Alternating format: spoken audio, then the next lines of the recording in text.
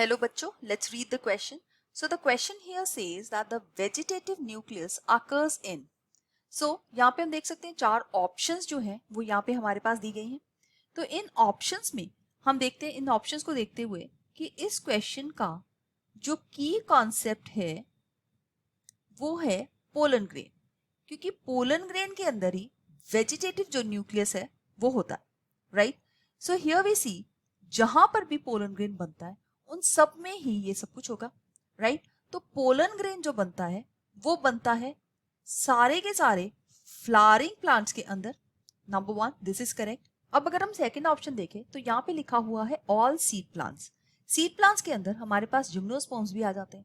तो जिम्नोस्पर्म्स में जो वेजिटेटिव न्यूक्लियस है वो नहीं होता, वो डायरेक्टली जो माइक्रोस्पोरेंजियम है उसके अंदर जो है वो पोलन ग्रेन्स बनते हैं.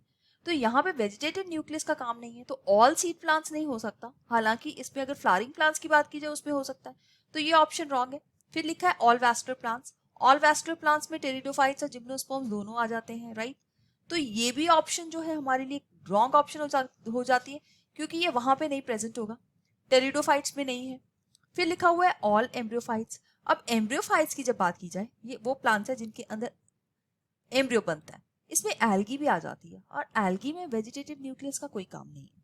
सो हमारे पास ये तीनों ऑप्शंस जो है इस कंटेक्स्ट में रॉन्ग हो जाती है. जो ए पार्ट है, this is the right answer for this question. So let's mark option number A as a right answer. That means all flowering plants जिनको हम बोलते हैं एंजियोस्पर्म्स, वो फ्लावरिंग प्लांट्स के अंदर वेजिटेटिव न्यूक्लियस का जो रोल है. अब ये वेजिटेटिव न्यूक्लियस बेसिकली जब एक पोलन ग्रेन होता है वो माइटोसिस अंडरगो करता है, और इस माइटोसिस से बनता है एक वेजिटेटिव सेल और एक है जनरेटिव सेल. तो ये इसका जो न्यूक्लियस है this is called as the vegetative nucleus, right. और ये वेजिटेटिव सेल है. सो वेजिटेटिव सेल से हमें हमारा बनेगा वेजिटेटिव न्यूक्लियस. जबकि जिम्नोस्पर्म्स के अंदर इस तरह से नहीं होता, ना ही टेरिडोफाइट्स में होगा, ना ही ऐसा एल्गी में होगा. तो ए ऑप्शन को हम बिल्कुल सही आंसर इस क्वेश्चन का मान लेते हैं. I hope you have understood it well. All the best. Thank you.